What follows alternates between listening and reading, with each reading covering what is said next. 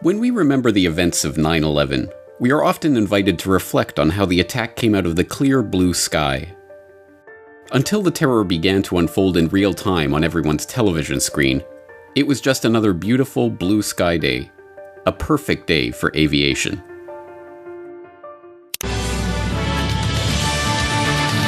It is 8 a.m. in Salisbury, North Carolina, 7 a.m. in Chicago, 5 a.m. in Calaveras County, California, where the news is being made on this Tuesday, September 11th. From CNN. Anyway, that's all coming up 8:01. Let's get to the top news stories of the morning. For that, we turn to Ann Curry. Because now we have a camera. Katie Mattinell, thank you so much this morning. Good morning, everybody, again. But isn't in America and in politics, isn't spinning? What is spinning, Charlie? Well, spinning is getting out your point of view, trying to put your interpretation on something. So do you think there is a lot of spinning done in politics and America pageant, but this year things are different. Contestants will be quizzed on current events, U.S. history, and government. 10 of the 51 contestants got a preview. Among the questions, naming the current vice president and knowing what happened December 7th, 1941. 2 contestants didn't know Dick Cheney was the vice president, and 4 missed the bombing of Pearl Harbor.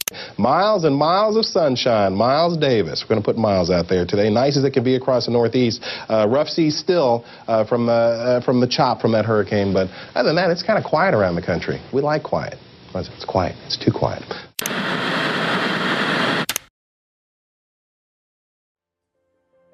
But that was merely the public's impression of the events from ground level. Little did we know at the time, 9/11 was not a normal day of blue sky aviation. On the contrary, it was one of the busiest days in the history of American aviation. A dense forest of live fly exercises, drills, simulations, fake radar injects, and utter confusion. And that was before the attacks even began. This is the story of 9/11 that you didn't watch unfold on your TV that fateful day in 2001. This is the story of the 9/11 War Games. Part 1. War Games. It only stands to reason that government employees, armed forces, and first responders spend a considerable amount of time every year training to respond to crises. A major catastrophic event may only happen once in a lifetime, but if and when it does occur, the appropriate personnel need to know how to respond. Not all military exercises and government drills are the same, however. These training events can range all the way from computer simulations and war games, where no personnel are deployed and no physical resources are committed, to live field exercises, where real people use real equipment and even real munitions to practice responding to real-world emergencies or simulate real warfare. And as these drills move from abstract models to real-life exercises, the line between reality and simulation can become blurry. What does it mean, then, when a simulation of an emergency takes place at the exact same place and time as the real emergency is happening in real life? Today we were running an exercise for a company, bearing in mind I'm now in the private sector, and we sat everybody down in the city, 1,000 people involved in the whole organisation, but the crisis team, and the most peculiar thing was we based our scenario on the simultaneous attacks on the Underground and mainline station. So we had to suddenly switch an exercise from fictional to real. Just to get this right, you were actually working today on an exercise that envisioned virtually this scenario? Almost precisely. In the hours after the July 7th, 2005 bombings in London, Peter Power gave a series of interviews to various outlets confirming that he had been running an exercise at the exact time of the attack. That exercise envisioned bombs going off at Liverpool Street, King's Cross, and Russell Square at exactly the same time as real bombs were going off at those very locations. At 9:30 this morning, we were actually running an exercise for over a company of 1,000 people in London based on simultaneous bombs going off precisely at the railway stations that happened this morning. So I still have the hairs on the back of my legs standing upright. To get this quite straight, you were running an exercise to see how you would cope with this, and it happened while you were running the exercise? Precisely. What are we to make of this? Is this just a remarkable coincidence? Proof of the keen insight of advisors like Peter Power in correctly predicting the locations and times of likely terror attacks? Or something altogether different? And, If this was set up by some intelligence agency or someone with advanced knowledge of the real attack, what would be the point? Why would they bother to schedule a drill rehearsing the event at the same time as the event itself? Just as there are various kinds of drills, war games, and exercises, so too are there different ways that such simulations could be used to help facilitate an actual event. A drill could be used to distract security services and hinder responses, for example, thus helping an attack to succeed. Or the exercise could act as an alibi in case the plot is discovered before it can take place. Or, in an even more chilling scenario, a war game or training event could be used to recruit patsies who, believing they're only taking part in an exercise, unwittingly move people or equipment into place for a real attack. Yes, I am the king. Numero uno, baby. Find something? Yeah, I wound up in some government think tank's upload directory. Here's your scenarios, ladies. These look like counterterrorism scenarios, war games developed for the Defense Department. What's scenario 12D? Airline terrorism? That doesn't make sense. Your father was murdered over a war game? Download it. Incredibly, the plot of the pilot episode of The Lone Gunman, a spin-off of the popular X-Files television program, aired in March 2001, depicted a scenario in which a group of government insiders piggybacked on a military war game involving a hijacked airplane to remote control a civilian passenger jet into the World Trade Center. What the hell are you doing? Why can't you stay out of this? Leave me buried. What is scenario 12D? We know it's a war game scenario, that it has to do with airline counterterrorism. Why is that important enough to kill for? Because it's no longer a game. If some terrorist group wants to act out this scenario, why target you for assassination? Depends on who your terrorists are. The men who conceived of it in the first place. You're saying our government plans to commit a terrorist act against a domestic airline? There you go. Indicting the entire government as usual. It's a faction. A small faction. For what possible gain? The Cold War's over, John. But with no clear enemy to stockpile against, the arms market's flat. But bring down a fully loaded 727 into the middle of New York City, and you'll find a dozen tin pot dictators all over the world just clamoring to take responsibility and begging to be smart-bombed. But as outlandish as this idea seems to those not immersed in military history or strategy, the idea of a war game going live is not limited to the world of fiction. In fact, it is a real and openly acknowledged secret among military planners that such exercises can be used as an operational cover for a real attack. Reflecting on lessons learned from his tenure as Secretary of Defense under Ronald Reagan, Caspar Weinberger observed that the difference between a realistic exercise or maneuver and what could be preparations for an attack, that line is sometimes quite blurred. And Weinberger should know, it was under his watch that a fictional war game scenario brought the world to the brink of a very real global thermonuclear war.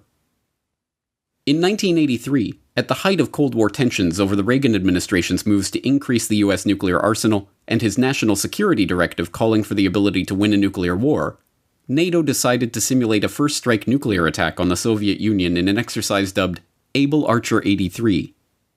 As recently declassified documents show, the exercise was unprecedented in its scale and scope, even involving a very real radio-silent airlift of 19,000 US troops to Europe. So realistic was the buildup of forces and the preparations for nuclear strikes during these war games that, as we now know from these documents kept hidden from the public for 30 years, Able Archer 83 very nearly caused a real nuclear exchange. But these concerns about war games going live did not end with the breakup of the Soviet Union.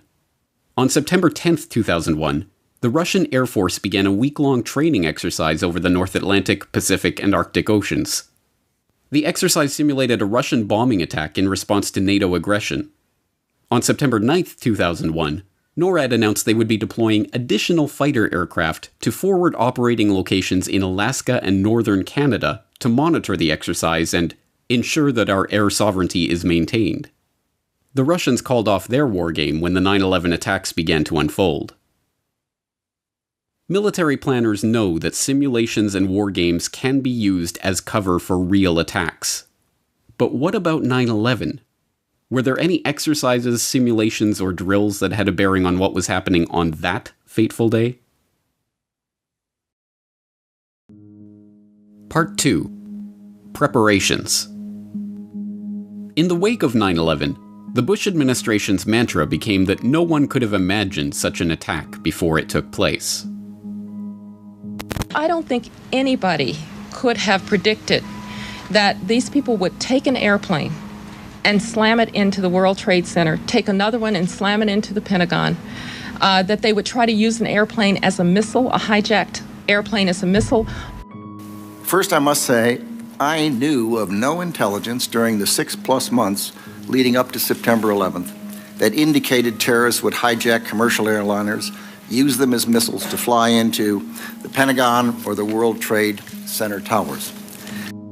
Nobody in our government, at least, and I don't think the prior government that could envision flying airplanes into buildings on such a massive scale. But, like everything else the Bush administration told the public about 9/11, this too was a lie. Not only had government officials envisioned flying airplanes into buildings or using an airplane as a missile, but multiple agencies trained for just such an event prior to 9/11. In fact, as General Richard Myers, chairman of the Joint Chiefs of Staff from 2001 to 2005, went on to tell the 9/11 Commission, this precise scenario of a hijacked jet being flown into a high-value target was drilled by NORAD not once or twice, but 5 separate times in the run-up to September 11th. On November 6, 1999, they simulated an event in which terrorists hijacked a passenger jet flying out of JFK with the intention of crashing it into the United Nations building in New York.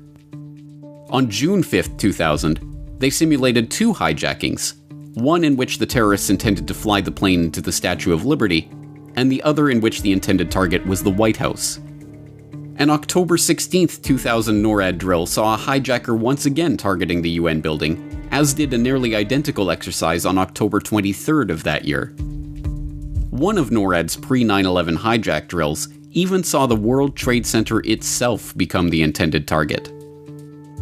Other exercises involved not just hijacked jets as weapons, but tested NORAD's response to simultaneous hijackings being used in a coordinated attack on American airspace. Well, obviously, it would be hard to imagine posturing for the exact scenario, but isn't it a fact, sir, that prior to September 11, 2001, NORAD had already in the works plans to simulate in an exercise a simultaneous hijacking of 2 planes in the United States? Colonel Scott, do you have any data on that? I'm not aware of that, sir. I was not present at the time. That was Operation Amalgam Virgo. Amalgam Virgo is an annual NORAD field training exercise, meaning that real aircraft are deployed and actual personnel are used to simulate real-life situations. The planning document for Amalgam Virgo 01, which took place in June 2001, featured a picture of Osama bin Laden surrounded by airplanes.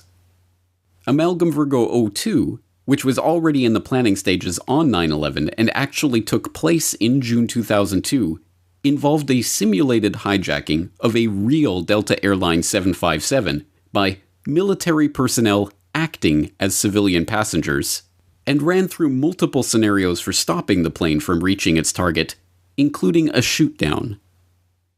But as uncanny as these similarities are to real-life events, declassified documents from the 9/11 Commission archive show that many other types of hijack scenarios were practiced in the years before September 11th. These documents prove that many of the lies told about the confused response to the 9/11 attacks are just that, lies. We have been told, for instance, that NORAD wasn't set up to deal with the domestic hijacking threat, because the Joint Command was solely focused on outward threats. It's the way that we were directed to posture, looking outward. Those were the orders that NORAD had and has had for ever since the end of the Soviet Union, when we had, at that time, I think it was 26 alert sites around the United States, and we'd gone down to 7. But time after time between 1999 and 2001, NORAD simulated so-called inside-inside events, where domestic airliners bound for domestic destinations were hijacked en route. General Myers simply lied when he said that NORAD's defenses were only directed toward outside threats. As these documents show, NORAD was actively engaged in modeling domestic terror threats, not only domestic civilian airliner hijackings, but even one scenario, dubbed Fertile Rice, in which Osama bin Laden directed an attack on Washington using a drone aircraft laden with explosives. And these were not the only pre-9/11 training events that bore a striking resemblance to the actual attacks. The specific scenario of a plane crashing into the Pentagon was drilled not just once or twice, but at least 3 separate times in the year prior to September 11th. In October 2000, a Pentagon mass casualty exercise, or MASCAL, envisioned a scenario in which a passenger jet hit the Pentagon. Army medics, the Arlington Fire Department, and other emergency responders participated in the drill. In May 2001, another Pentagon mass casualty exercise tested responses to a passenger jet crashing into the Pentagon's courtyard. This time, the Tri-Service DiLorenzo Healthcare Clinic and the Air Force Flight Medicine Clinic participated in the training. Lieutenant Colonel John Felizio, Deputy Commander for Administration of the DiLorenzo TRICARE Health Clinic, later remarked, "You know, it was kind of eerie. The scenario we had for these MASCALs was very similar to what actually happened. Our scenario for both MASCALs was a plane flying into the Pentagon courtyard." Then, in August 2001, just 1 month before 9/11, yet another Pentagon mass casualty exercise practiced building evacuation. As General Lance Lord, commander of Air Force Space Command, later noted, purely a coincidence, the scenario for that exercise included a plane hitting the building. Purely a coincidence. Time after time after time after time in the months leading up to the attacks, military personnel and first responders were trained to respond to the very events that the public is asked to believe actually took place on the day of 9/11.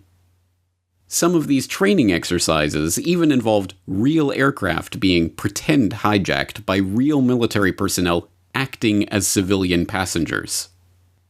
Purely a coincidence. As we can see, the idea that no one could have predicted the attacks of September 11th is not just a lie, but an absurd lie. In fact, the sheer number of times those very scenarios were exercised before they took place by itself raises the question of what these wargame planners knew about what was set to take place that day.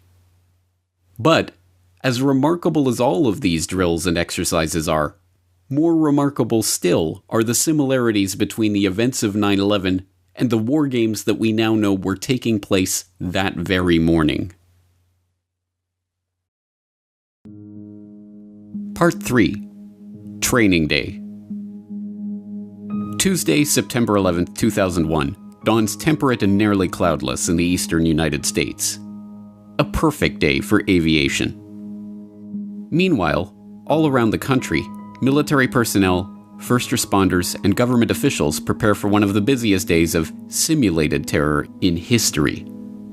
In New York City, preparations continue for Operation Tripod, an exercise run by the New York City Office of Emergency Management involving hundreds of personnel from FEMA and other disaster response agencies.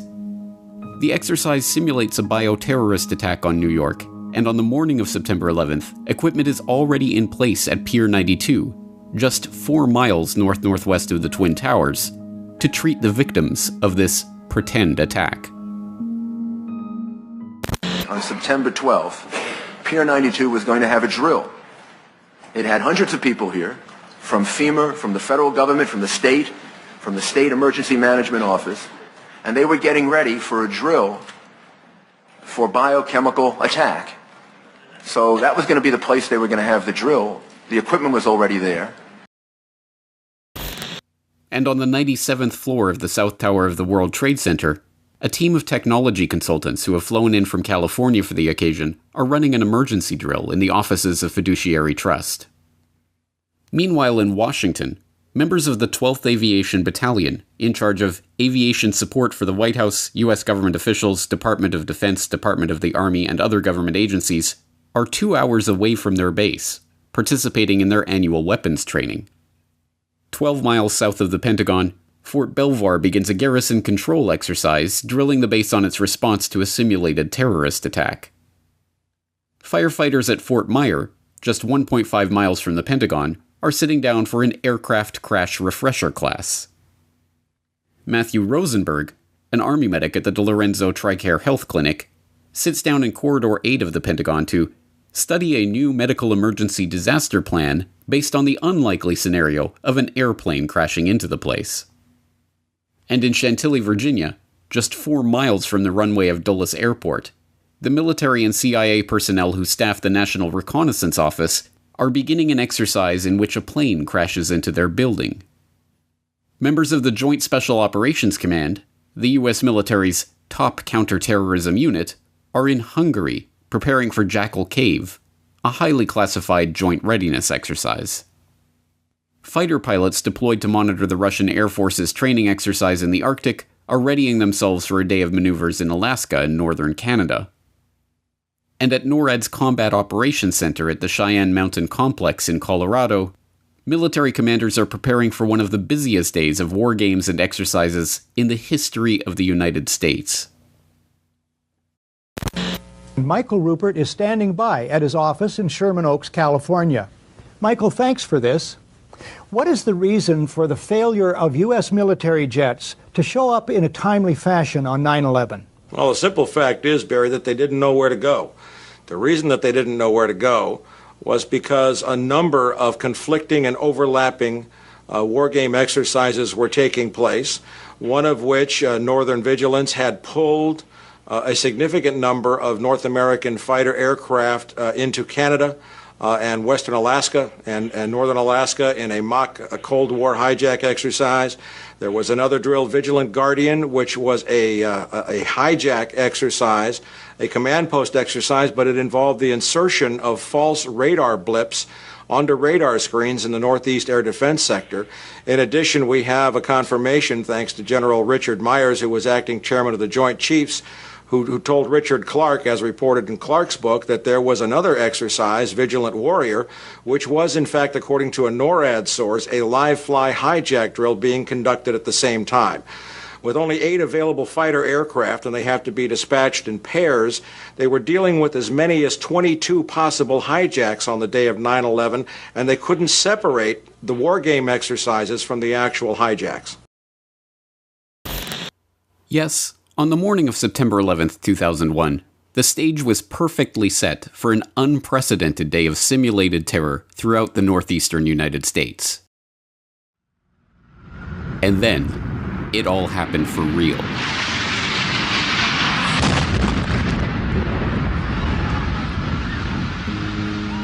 Part 4. This is not an exercise. 11, if you're here, Boston Center. Hi, Boston Center, Team U. We have a problem here. We have a hijacked aircraft headed towards New York, and we need you guys we need someone to scramble some F-16s or something up there to help us out. Is this real world or exercise? No, this is not an exercise, not a test.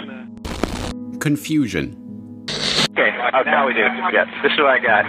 You hear put that input about possible news at 7:37 just hit the World Trade Center. This is a real world. And we're trying to confirm this. Okay, continue taking the fighters down to the New York City area, JFK area as best as you can. Make sure that the FAA clears your route all the way through. Just do what we got to do, okay? Just press with us. It looks like somebody... It looks like this guy could have hit the World Trade Center. Chaos. Do we want to think about scrambling aircraft? Oh, God, I don't know. That's a decision somebody's going to have to make probably in the next 10 minutes.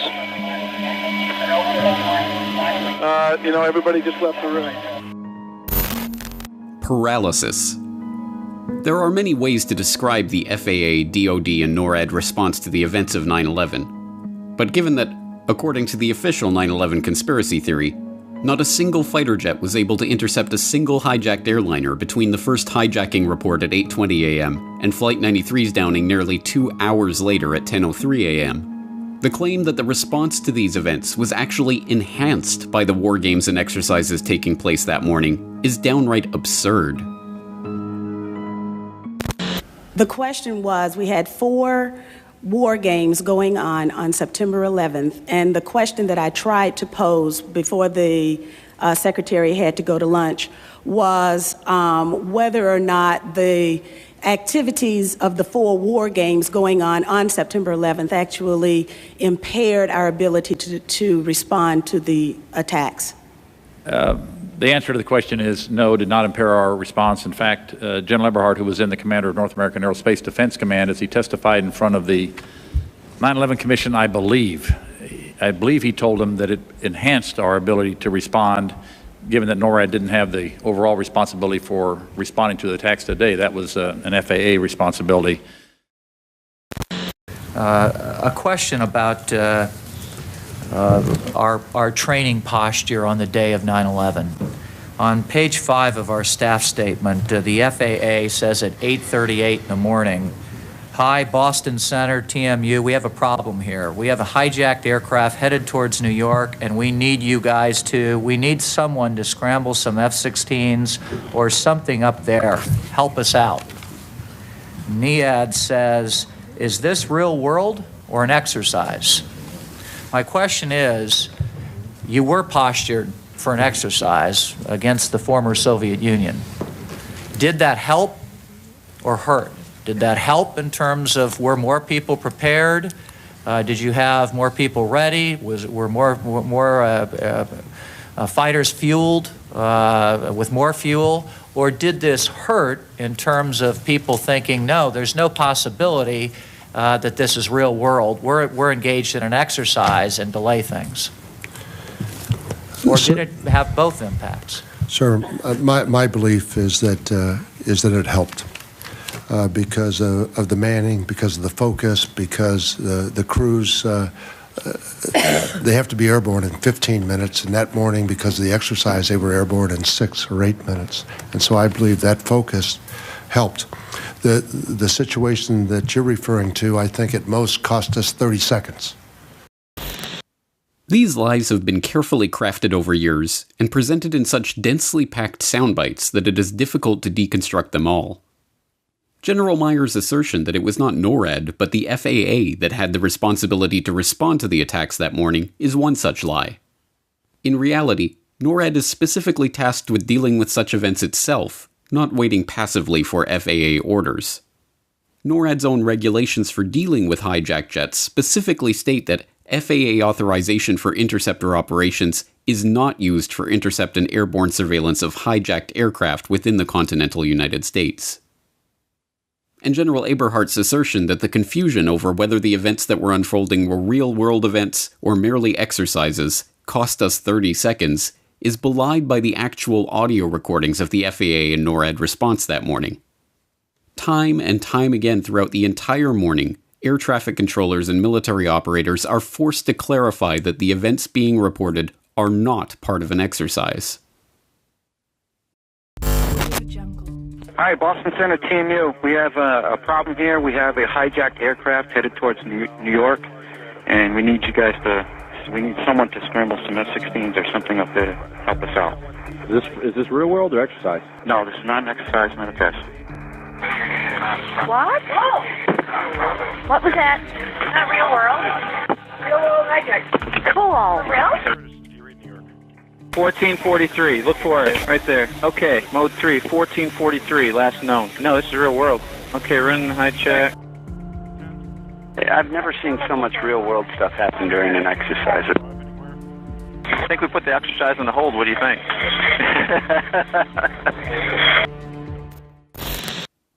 This persistent confusion over the reality of what was happening that day is hardly surprising. Although the exact details are still shrouded under a cloud of official secrecy, On the morning of 9/11, NORAD was in the middle of a week-long war game that, coincidentally, included simulated hijackings of passenger jets. Vigilant Guardian is an annual command post exercise involving all levels of NORAD command.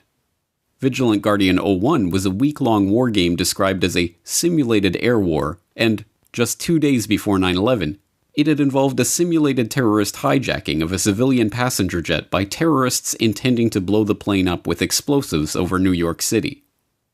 Even more remarkably, on the morning of September 11th, they were planning to simulate another passenger jet hijacking just 1 hour after the attacks began to unfold. In 2006, Vanity Fair reporter Michael Bronner was the first journalist given access to the tapes of NORAD operations that morning. In his subsequent article on the subject, 9/11 Live, the NORAD tapes, Bronner talked to Lieutenant Colonel Kevin Nasipany, the mission crew commander on the ops floor at the Northeast Air Defense Sector on the morning of 9/11. When they told me there was a hijack, my first reaction was, somebody started the exercise early, Nasipany later told me. The day's exercise was designed to run a range of scenarios, including a traditional simulated hijack in which politically motivated perpetrators commandeer an aircraft, land on a Cuba-like island, and seek asylum. I actually said out loud, "The hijack's not supposed to be for another hour," Nasipany recalled.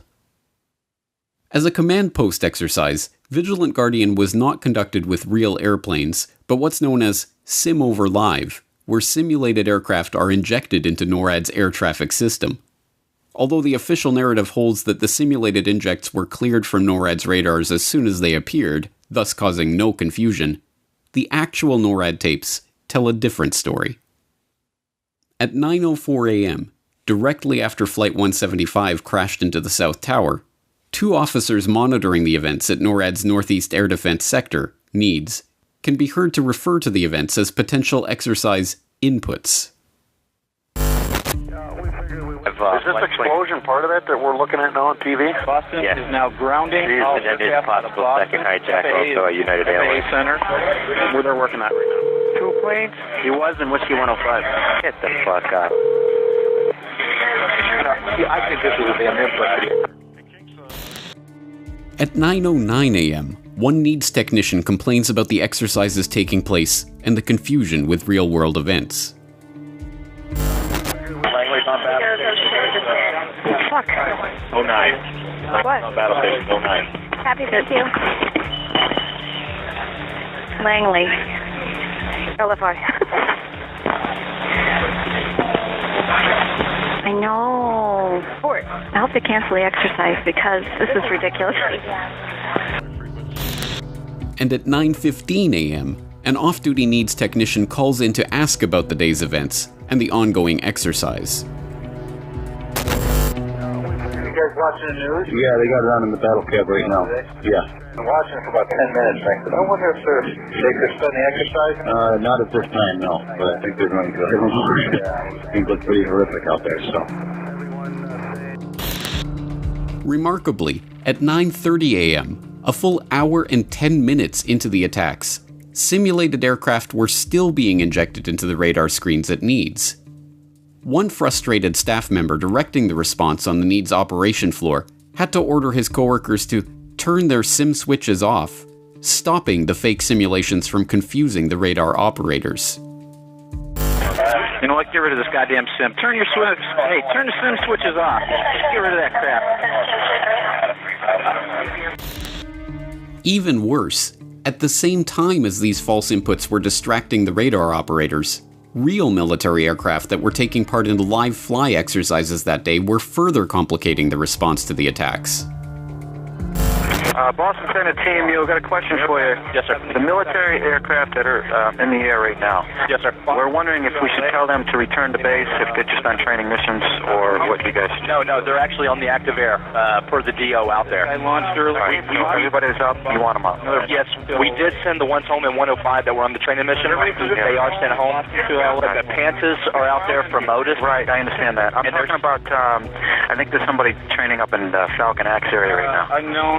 Falcon, stand by. Let me, just in general, anybody who's training. So, anybody in training, send them home. Training missions of Falcon, send them home. Yeah, we're going to send Yeah, go ahead, send them home. Okay, bye. Even more incredibly, false radar injects continued to show up on radar screens at NORAD's operations center in Cheyenne Mountain, Colorado at 10:12 a.m., a full 9 minutes after the attacks had ended.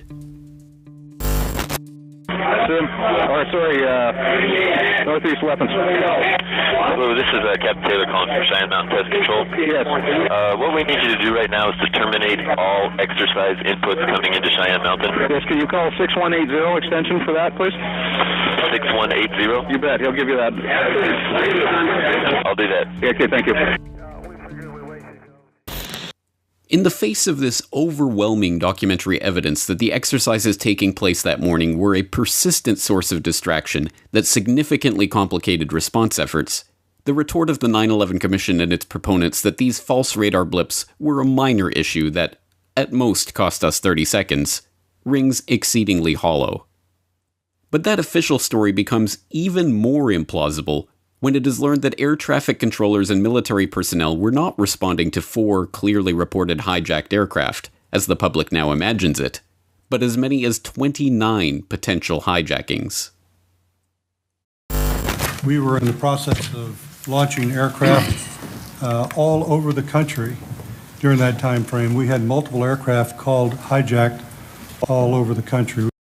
And in fact, as General Arnold said, we fought many phantoms that day.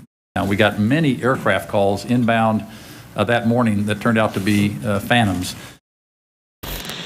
These false reports included United Airlines Flight 177, which was inexplicably reported as hijacked at 9:25 a.m., despite still being on the ground at Boston's Logan International Airport. Delta 1989, a 767 flying from Boston to Los Angeles that was repeatedly identified as suspicious on the morning of 9/11 and ordered to land at a secure, remote area of Cleveland Hopkins Airport, where the pilot signaled all clear to the SWAT team outside the plane with blood running down his face.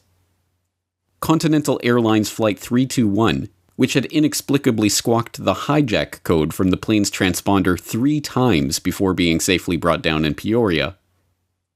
KAL 85, en route from Seoul, South Korea to New York, which inexplicably sent 5 separate and ongoing indicators of a hijacking situation before being intercepted by NORAD fighters over Alaska and directed to land at Whitehorse in northern Canada or be shot down. And literally dozens of other suspicious aircraft, inexplicable hijack indicators, false reports of planes that never existed, and other bizarre incidents, some of which have still never been explained to the public to this day. But the most baffling of all of these reports involved American Airlines Flight 11, the Boeing 767 en route from Boston to Los Angeles that, according to the official government conspiracy theory, was hijacked by Mohammed Atta and flown into the North Tower of the World Trade Center. Incredibly, air traffic controllers and military fighter jets spent much of the crucial time in the midst of the 9/11 attacks dealing with a completely false report that Flight 11 had not crashed into the World Trade Center at all, but was instead still airborne and heading towards Washington. Scoggins Military, Boston Center. Just had a report that American 11 is still in the air and it's on its way heading towards Washington. Okay, American 11 is still in the air? On its way towards Washington? It was evidently another aircraft that hit the tower. That's the latest report we have. Okay. I'm going to try to confirm an ID for you, but I would assume he's somewhere over either New Jersey or somewhere further south. Okay, so American 11 isn't the hijack at all then, right? No, he is a hijack. American 11 is a hijack? Yes. And he's going into Washington? Could be a third aircraft. This completely false report, phoned in by FAA military operations specialist Colin Scoggins, further confused the already overwhelmed NEADS technicians. In response, NEADS mission crew commander Kevin Nasipany scrambled some of the only fighters in the entire defense sector to chase after this phantom flight. Okay, American Airlines is still airborne. 11, the first guy, he's heading towards Washington. Okay, I think we need to scramble Langley right now, and I'm gonna take the fighters from Otis and try to chase this guy down if I can find him. So confusing was this series of events that even years later at the 9/11 Commission hearings, both commissioners and military commanders struggled to even communicate about the problem itself, let alone determine how such a false report persisted for so long. Commissioner Gorelick? A couple of follow-up questions. First, for General Arnold. You testified before us before that the jets were scrambled in response to Flight 93, not American 11. And when you were asked about... I was wrong. Yeah, but the question about that is, and I want to be fair to you and give you an opportunity to respond, you said that the reason that you were wrong is that you hadn't had an opportunity to listen to the tapes, or the tapes were not accessible. But, I mean, we have, I'm just holding 4 of them, different headquarters and CONAR logs that are clearly reflect that the scrambling was done in response to this phantom American 11, which didn't exist anymore. And it was your responsibility, as I recall, to do the after-action report, or to lead it, or to be in part responsible for it. Did you not look at the logs in that process? Well, you referred to an after-action report that that we didn't do. I mean, I don't recall doing an after-action report. Why did no one mention the false report received from FAA that Flight 11 was heading south? During your initial appearance before the 9/11 Commission back in May of last year? And why was there no report to us that, contrary to the statements made at the time, that there had been no notification to NORAD that Flight 77 was a hijack? Well, the first part of your question, Mr. Commissioner, first of all, I'd like to say that a lot of the information that you have found out in your study of the 911 things that happened on that day helped us reconstruct what was going on. If you're talking about the American 11 in particular, the call of the American 11, is that what you're referring to? Yes. The American 11 that was called after it impacted, is that what you're referring to? No. I'm talking about the fact that there was miscommunication, that Flight 11 was still heading south instead of having impacted. That's what I'm referring to. That's correct. General, is it not a fact that the failure to call our attention to the miscommunication and the notion of a phantom Flight 11 continuing from New York City south, in fact, skewed the whole reporting of 9/11? It skewed the official Air Force report, which is contained in a book called Air War Over America, which does not contain any information about the fact that you were following or thinking of a continuation of Flight 11, and that you had not received notification that Flight 77 had been hijacked. As I recall, first of all, I didn't know the call signs of the airplanes when these things happened. When the call came that American 11 was possible hijacked aircraft, that aircraft just led me to come to the conclusion that there were other aircraft in the system that were a threat to the United States. In their testimony and in other public statements, NORAD officials also stated that the Langley fighters were scrambled to respond to the notifications about American 77 and/or United 93. These statements were incorrect as well. The report of American 11 heading south as the cause of the Langley scramble is reflected not just in taped conversations at NEADS, but in taped conversations in FAA centers, on chat logs compiled at NEADS, Continental Region Headquarters and NORAD, and in other records. Yet, this response to a phantom aircraft, American 11, is not recounted in a single public timeline or statement issued by FAA or DoD. Instead, since 9/11, the scramble of the Langley fighters has been described as a response to the reported hijacking of American 77 or United 93 or some combination of the two. This inaccurate account created the appearance that the Langley scramble was a logical response to an actual hijacked aircraft. False radar inputs, military aircraft participating in exercises in the middle of a crisis, civilian aircraft squawking false hijack reports, fighter jets chasing phantom planes. Which of these reports were merely the fog of war, so often referred to by promoters of the official 9/11 story, and which were part of the exercises themselves? Were there field exercises of hijackings taking place that morning that were then mistaken for the real thing? What part did these war games and exercises play in hampering the response of the many military officers who had spent their whole careers training to protect American airspace? Did the war games help the perpetrators of 9/11 in their attack? The answers to these questions, like so many other questions about the events of September 11th, remain shrouded under a veil of official government secrecy. Part 5.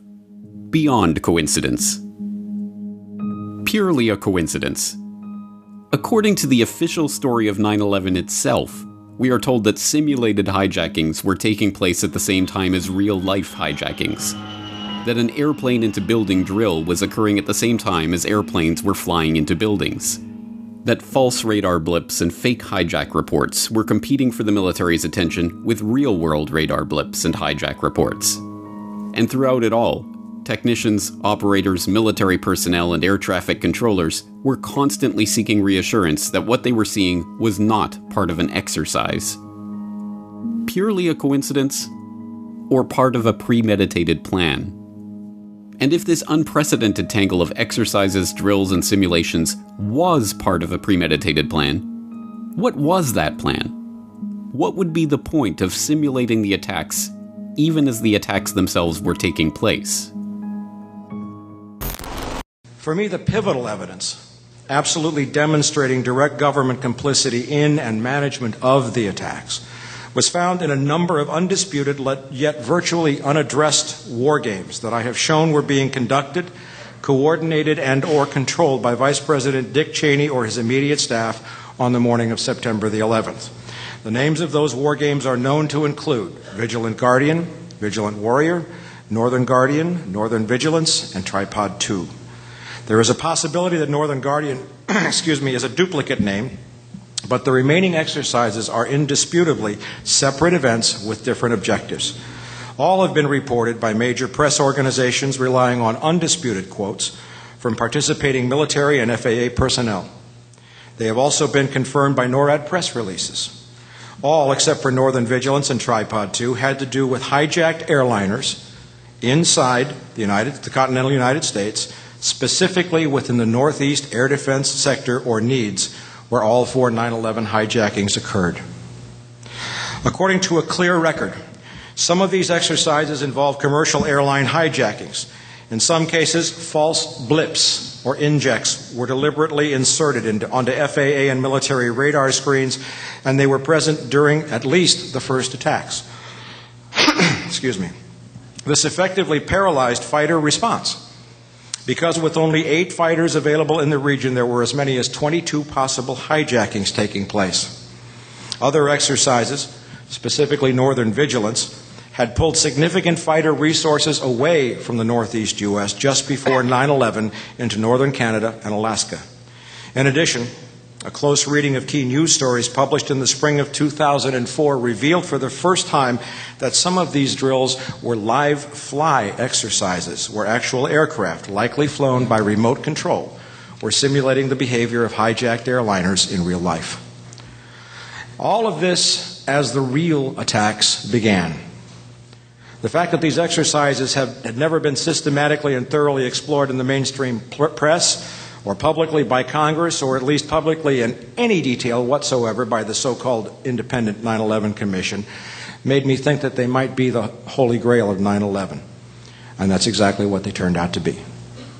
Only one war game exercise, Vigilant Guardian, was mentioned in a footnote to the Kane Commission report, and that it was deliberately mislabeled as an exercise intended to intercept Russian bombers instead of a hijack exercise in the Northeast sector.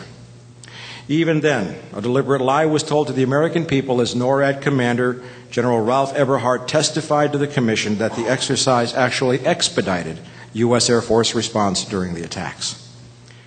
Before the Commission's final hearing, I undertook a direct investigation in an attempt to learn more details about each of the exercises and specifically who was controlling them or had planned them to take place on September the 11th.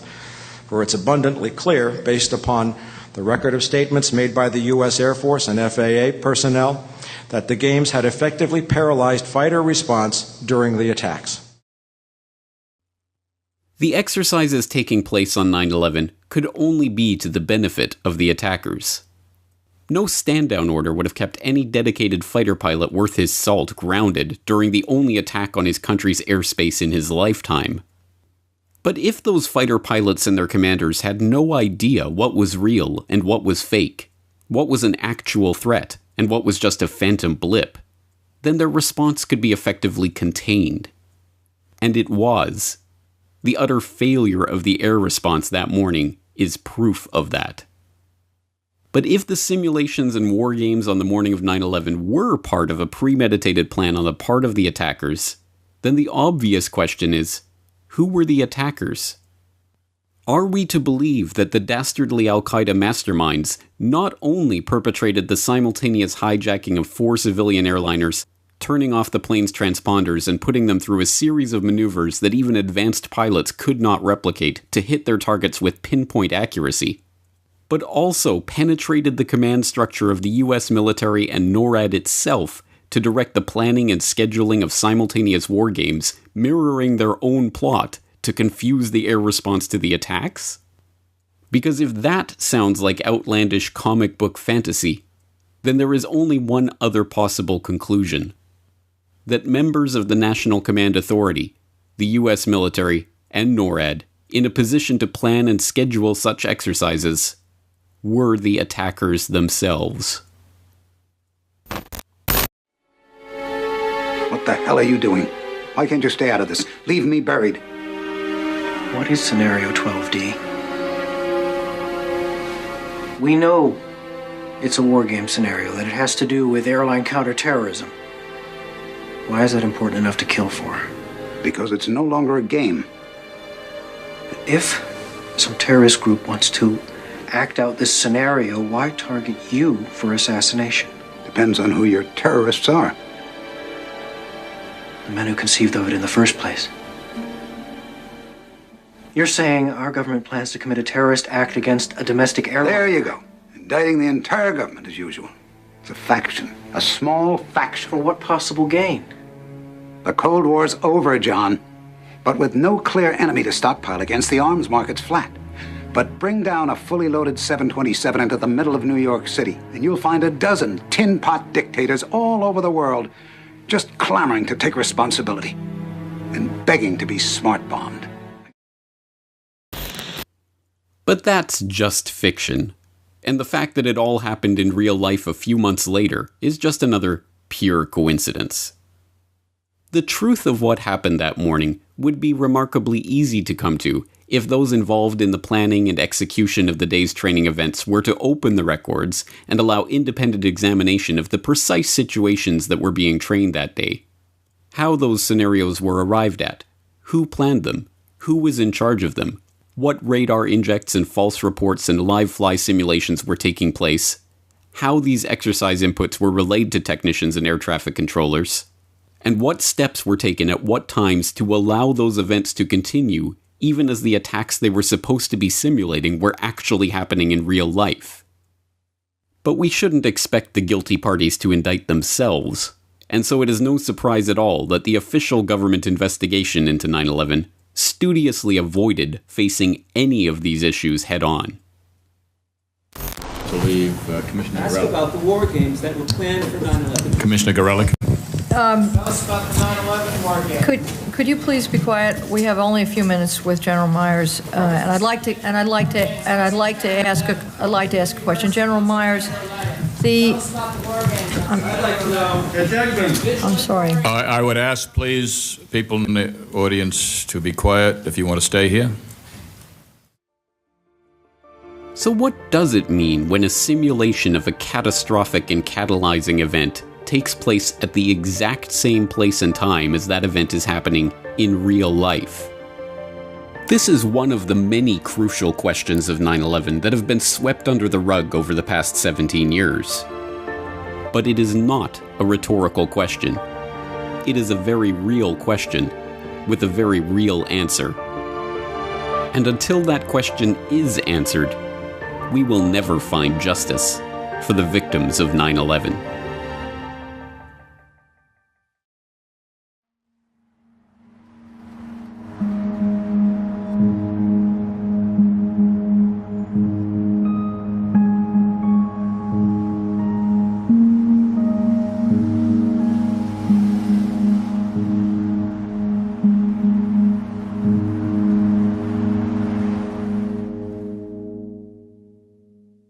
I've never seen so much real-world stuff happen during an exercise.